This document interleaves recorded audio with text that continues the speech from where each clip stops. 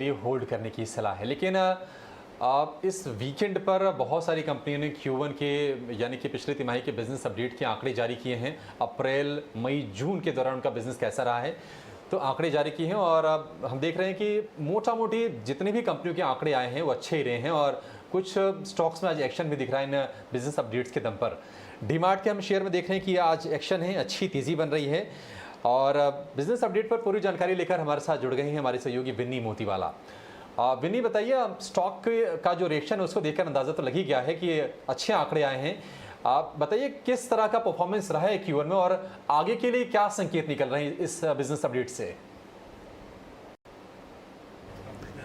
Avenue supermart ने अपनी Q1 FY23 की क्वार्टरली अपडेट रिपोर्ट की और वहाँ पे देखें तो ओवरऑल जो उनकी रेवेन्यू ग्रोथ है वो 2 फोल्ड ग्रोथ दिख रही है। 95% almost revenue growth on a year basis और रेवेन्यूज एक्सपेक्टेड है 9,800 करोड़ उनकी क्वार्टरली अपडेट से। उसके अलावा जो क्वार्टर ऑन क्वार्टर बेसिस में भी है रेवेन्यू देखें तो वो भी आप 14% है और ओवरऑल प्री कोविड लेवल से भी कंपेयर करें तो जून 19 में जो रेवेन्यूज थी उससे भी रेवेन्यू इंक्रीज होकर आ रही है। अराउंड 61% इंक्रीज हुई है रेवेन्यूज प्री कोविड लेवल से भी।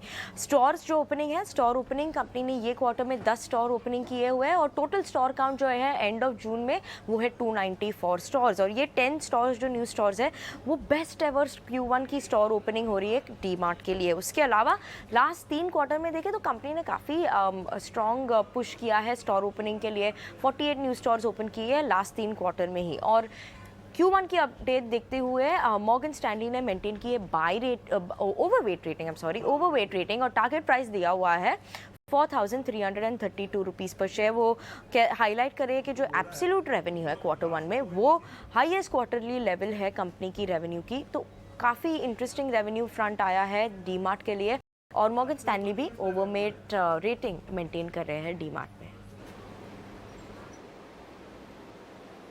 ठीक है, शुक्रिया विनी। तो आय में 95% के आसपास का ज़बरदस्त उछाल है और स्टोर्स की जो संख्या है वो धीरे धीरे करके अब 300 की तरफ बढ़ रही है।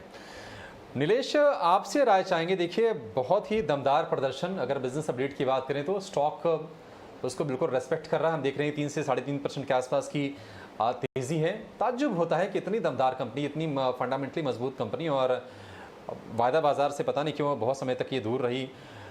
क्या सलाह होगी आपकी 3,500 के भाव पर? अभी भी लॉन्ग करेंगे इसको नीलेश आप?